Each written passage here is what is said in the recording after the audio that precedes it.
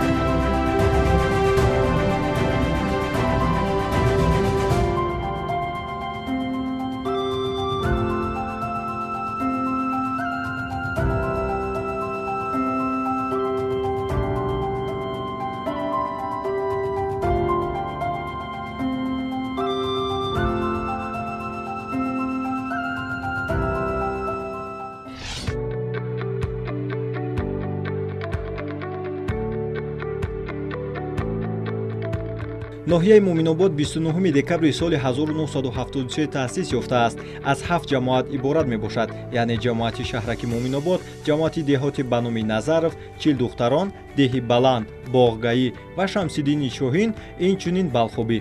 Вобаста ба мавқеи ҷуғрофияш Муъминобод мавзеи кӯҳсор буда дар ҷанубу ғарбии Тоҷикистон ҷой гирифтааст. Аз шимол бо ноҳияҳои Ховалинг, Тавилдара, аз шарқ бо ноҳияи Шуробод ва аз ҷануб бо шаҳри Кӯлоб ҳамсарҳад аст.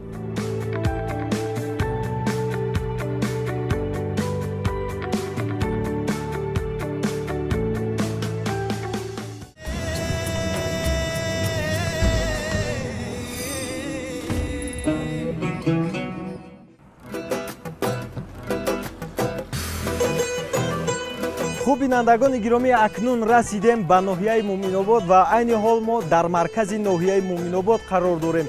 ин кӯча бошад ба номи Исмоили Сомонӣ номгузорӣ шудааст ва ба мо мардуми ин ноҳия гуфтанд ки маҳз дар ана ҳамин кӯча яке аз қалъаҳои номдор дар ноҳияи Муъминобод қалъаи Мир ҷойгир аст ки айни ҳол мо ҷониби он меравем.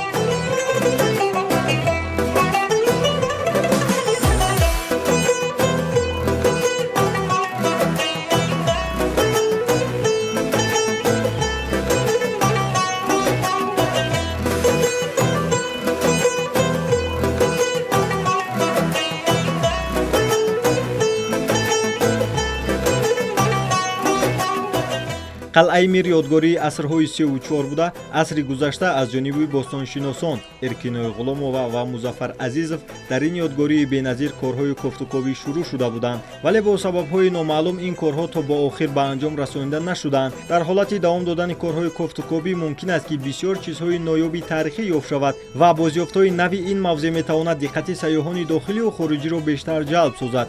коҳишҳои то ба имрӯз гузаронида шуда аз он бозёфтҳое ки то ҳол ёфт шуданд аллакай диққати таърихдонҳоро ба худ ҷалб кардааст. ҳамин аст ки бо мақсади амиқтару дақиқтар намудани таърихи ноҳияи Муъминобод дар ин макон корҳои сохтмонӣ рафта истодааст.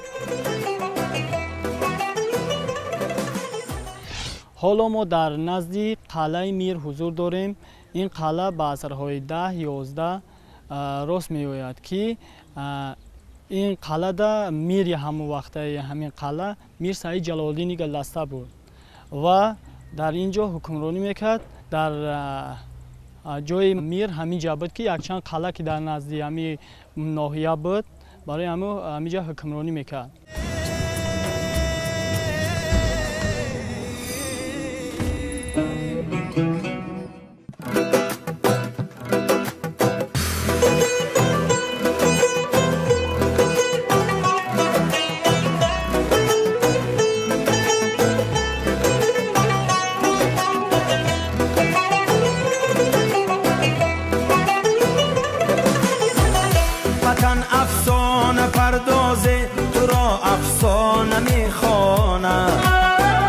حقیقت نام آثار حقیقت خانه میخوانه یکی در کوهساری شاد ماند قصر میبیند یکی کاشانه ای غم در بغل کاشانه میخواند وطن ای جان وطن ای دل وطن ای سرزمینی گل بهشتی ما بهشتی ما بهشتی ما بهشتی ما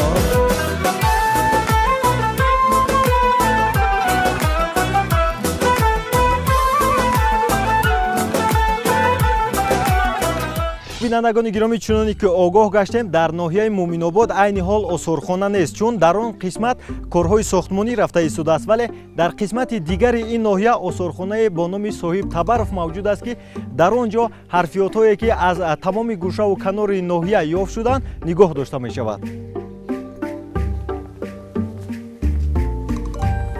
салому алайкум. хуб ҳастин ака? саломат. мамаҷон айтиф аз телевизиони Сафина бо барномаи сайри Тоҷикистон имрӯз меҳмони ноҳияи Муъминобод ҳастем ва чун дар қисмати дигари ноҳия корҳои тармиму барқарорсозӣ дар осорхона рафта истодааст, ба мо гуфтанд ки дар ҳамин қисмат, масалан дар қисмати шумо ганҷинаи нақдии адабӣ Соҳиб Табаров ҳаст, ки дар он ҷо мо метавонем якчанд ёдгориҳое ки аз тариқи ин ноҳия ёфт шудаанд бинем. ҳастанд ҳамон ёдгориҳо? бале, хуш омадем ба осорхонаи мо ва ганҷинаи мо. марҳамат.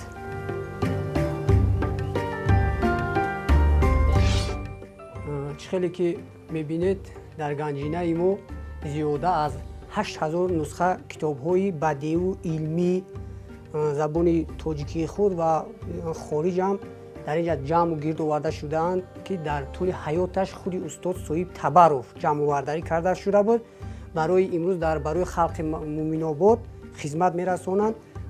хеле ки бо шумо мебинед бозёфтҳои таърихие ки аз тамоми гӯшаву канори ноҳия аз тарафи бостоншиносон ҷамъ овардагӣ шуданд, аз сабабе ки дар ноҳияи мо айни ҳол осорхона мавҷуд нест, дар ин ҷо овардаем ва ҷамъ кардагием, дар қисмати дигар ба шумо нишон медиҳем. марҳамат. ба ин қисмати дигар дар ин қисмати утоқи мудир хеле ки мебинед, худи дастхатҳои устод Соҳиб Табаров ки зиёда аз 800 мақолаву асару ки навишта дар тӯли ҳаёташ дар ин ҷо овардагием. як қисмаш дар ин ҷо ва дар ин қисм як гӯшаи асарҳои асосгузори сулҳу ваҳдати миллӣ, пешвои миллат ва расмҳои суҳбату вохӯриҳои худи устод бо шогирдону дӯстону рафиқонаш. дар қисмати дигар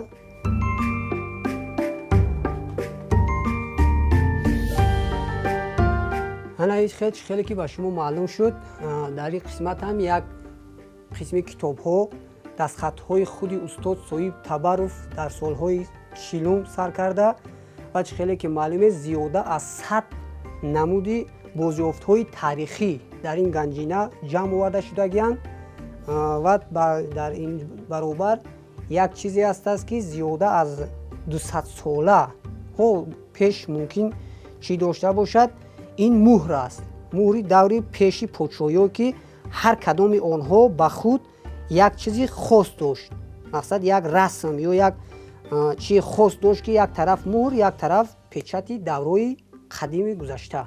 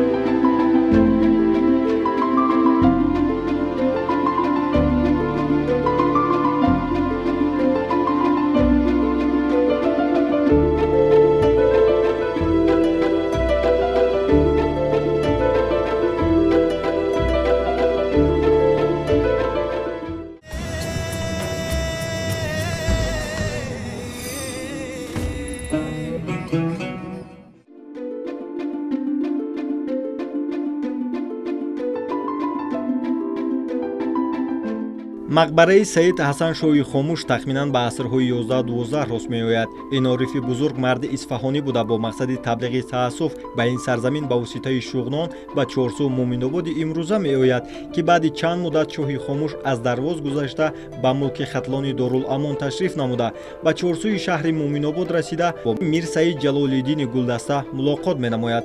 Бо ҳамин тариқ Саид Ҳасан Шоҳи Хомӯш сокини дараи Туркияи Хатлон, ки ҳоло номи Лангарро ба худ гирифтааст, мегардад ва дар ин ҷо сукунат намуда вафот мекунад.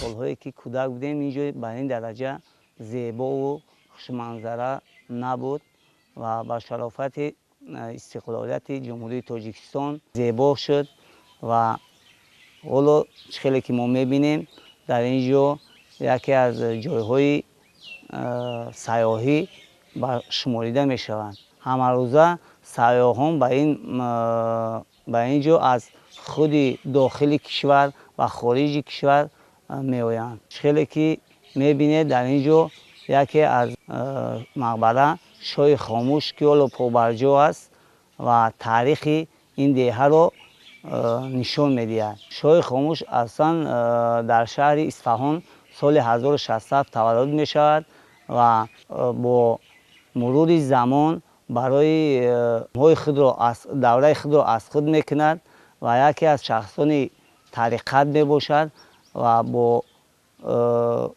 сайру саёҳати худ ба ин ҷо меояд ва дар мулки деҳаи Лангар ҷо мегирад.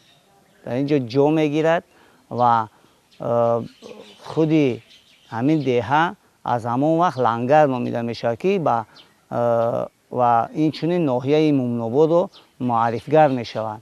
ва дар ин ҷо мақбараи Домулоикрам, Шоҳи Хомӯш, кӯҳи Эмоми Маскара, хуҷаи Шоҳи Валӣ яке аз ҷойҳои таърихӣ мебошанд ва ба ин ҷо сайёҳони хориҷӣ ва дохилӣ доим барои сайру сайёҳат меоянд.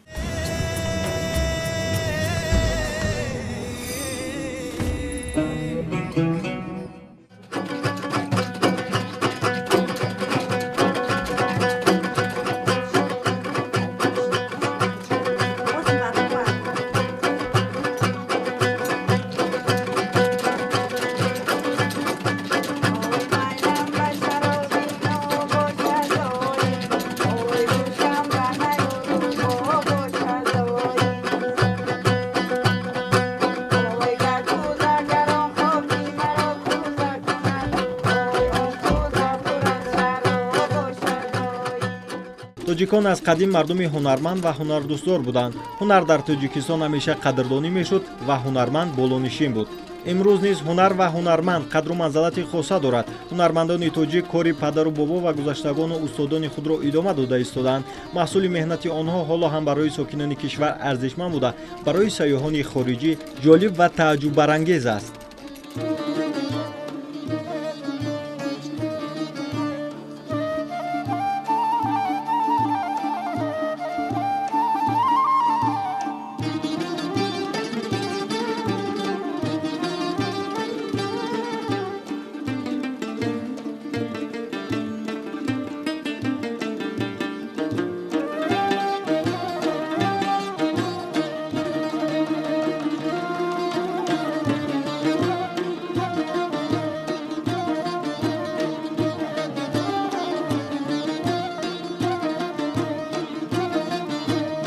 имрӯз ҳам дар Тоҷикистон кӯчаву маҳалҳои зиёдеро пайдо кардан мумкин аст, ки ба номи ҳунарманду ҳунармандӣ вобаста аст. ин аз он гувоҳӣ медиҳад, ки сокинони ин маҳалҳо ҳунармандони моҳиру чирадаст буданд, ки маҳсули офаридаи онҳо харидорони зиёд дошт ва шогирдонашон кори онҳоро идома дода то ба имрӯз расонида истоданд.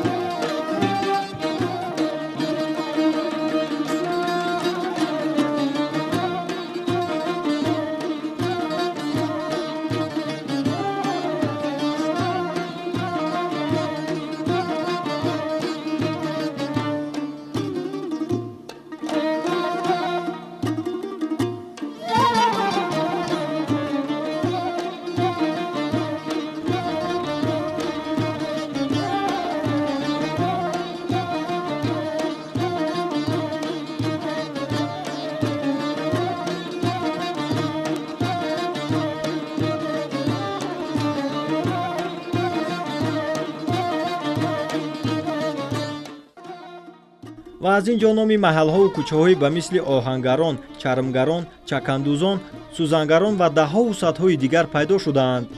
дар ноҳияи Муъминобод низ занони хонашин аз паёми мисолаи пешвои миллат рӯҳу илҳоми тоза гирифта баҳри саҳм гузоштан дар соҳаи туризми мамлакат ба корҳои дузандагии чакан машғуланд.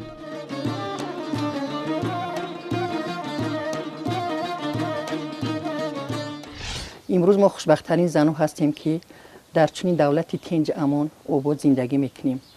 хушбахти мо зануво дар ҳамин ҳастае ки мо зануро сарҷам гардондааст. занои ҳунарманд ҷавонора насли ҷавона барои ояндаи худшон ҳунарҳоро ёд додестанд ки насл ба насл ба мерос бараванд ҳамин ҳунарҳои мо, чунки агар мо наслҳои ҷавона ёд надиҳем ҳунарҳо аз байн мераванд. барои ҳар як халқа ҳар як миллата аз ҳунараш мешношанд, аз сару либоси миллии худаш мешношанд ки ҳамин кадом миллат ҳастад. ҳози занҳои мо ба духтани чаканҳо саркор доранд, чунки чакан ҳунари қадимаи аҷдодии мо ҳастад ки мо дар як нақши чакане ки нишон метем, мо аз қалам кашидан сар мекунем аз материали сабз, сурх, сафед, материале ки мувофиқ ба таби дили ҳамо либоспӯш ҳастад. мо аввал ҳамо материала мегирем, пора мекунем ва ҳамора аввал мо қалам мекашем дар болои ҳамо материал. баъд ба мувофиқи ҳамо қалами кашидаги мо худмон мо пила тайёр мекунем, ришта тайёр мекунем ки мо рамзи зебогира, рамзи баҳора нишон метем. дар ҳар як гуле ки зани тоҷик медӯза ҳамора ранга мешнона, гӯё ки рамзи ҳар як гулу гиёҳи баҳори тоҷикистон ай ки касе бина мега ки ҳамин хонада вақти дар хонаи арӯси тоҷик медрой мегӯй ки баҳор даем, чунки ҳамаи ҳамо ба нақши нигор оро додагӣ астай. ба ҳамин хотир мо нақши зебогии ҳамин дунёро мо тасвир мекунем дар ҳамон нақши тоҷикии худмон. агар ки мо мисол дар даври пеш мо ҳамира ба пилаи тоҷикӣ қатъӣ мекардем, пиларо мериштанд, дар чарха мериштанд, тов медоданд, хай ранг мекарданд, корш андак мушкилтар буд. ҳози мо ҳамин пилоро ай бозорҳо, ай магазинҳо дастрас мекунем, ҳам рангшон намера, ҳам сифатшон хуб астай. ҳамин нақши мо хубу беҳтар мебироя. мо ҳамин ҳунарҳои қадимаи чакандузира, ҳамин ҳунарҳоро мо аз модарҳои худмон, аз бибиҳои худмон омӯхта будем. вақте ки мо аз бибиҳои худмон, аз модарҳои худмон омӯхтаем, барои чӣ мо ба насли ояндаи ҷавони худмон ҳамира наомӯзем?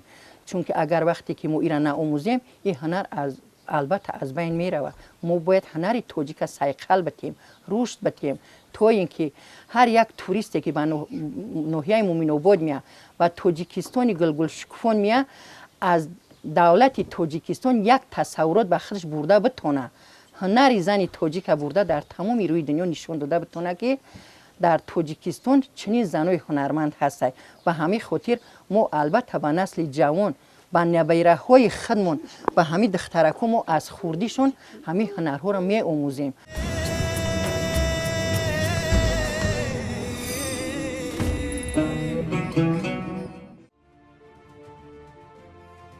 иқлими ноҳияи Муъминобод континенталӣ буда, тобистон то 39 дараҷа гарм ва зимистон то 15 дараҷа хунук мешавад. инчунин ноҳия аз сатҳи баҳр дар баландии 1400-1800 метр ҷойгир аст. дар ноҳия ду дарёи калон арзи вуҷуд доранд: дарёи Сурхак ва дарёи Ёхсу. дарёи Сурхак ва Ёхсу аз пирях, барфҳо ва оби борон сарчашма гирифта ба водиҳо ҷорӣ мешавад.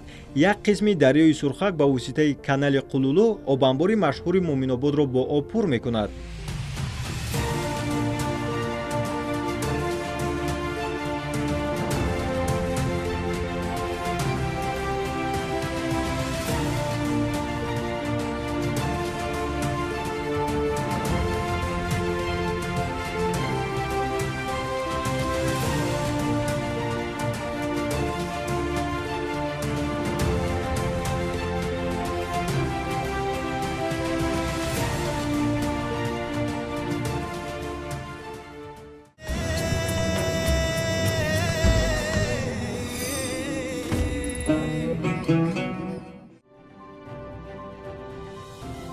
мамнунгоҳи табиии Чилдухтарон яке аз ёдгориҳои беназири табиат дар шимолу шарқии ноҳия ҷойгир буда, дар масофаи тақрибан 28 километр дуртар аз маркази ноҳия ҷойгир мебошад. мо ҳайати эҷодии барномаи сайри Тоҷикистон бо мақсади аз наздик дидани ин манзараҳои зебо ва ба шумо нишон додани он меравем ба сӯи кӯҳи Чилдухтарон.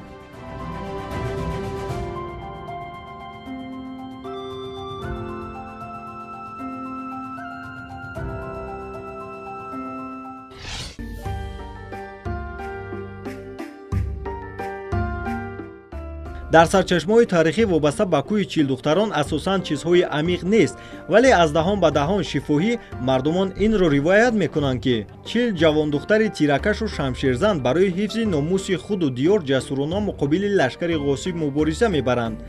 аз куштаи ин лашкар пушта месозанд ва то вопаси нафас замоне ки муқовиматро дар қиболи лашкари муру малахмонанд аз даст медиҳанд, ба худ иҷозаи таслим шуданро намедиҳанд. бо шамшери шикаста ва халтаҳои холӣ аз тир ба кӯҳистон ақибнишинӣ мекунанд. наздик аст ки онҳоро зинда асир бигиранд, аммо ин ҷавондухтарони покдомани ғаюр дасти дуо мебардоранд то онҳоро ба санг мубаддал гардонад ва ба дасти таҷовузгарон нафтанд. дуои онҳо мустаҷоб мегардад ва чил духтар дар ҷамъ ба кӯҳи сангин бадал мегарданд.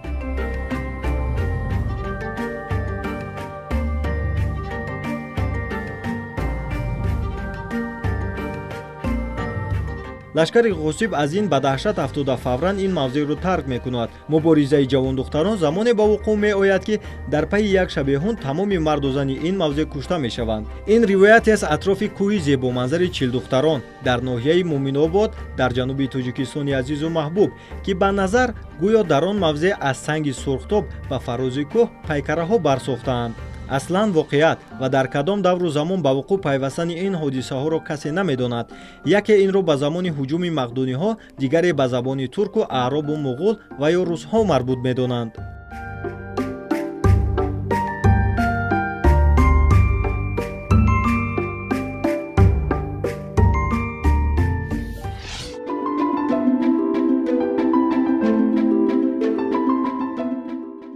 аслан табиати ин макон барои рушди соҳаи сайёҳӣ ва ҷалби сайёҳони дохилӣ ва хориҷӣ бисёр ҳам мусоид аст. бинандагони гиромӣ, ин буд сайри имрӯзаи мо дар ноҳияи зебоманзари муминобод. умедворем ки бо дидани ин манзараҳои зебо ва таърихӣ ҳатман ба дидани ин мавзеъ азми сафар мекунед. боқӣ сарбаланду хонаобод бошед ва дар ин сол аз манзараҳои дилкаши ватани маҳбубомон ҳатман дида намоед.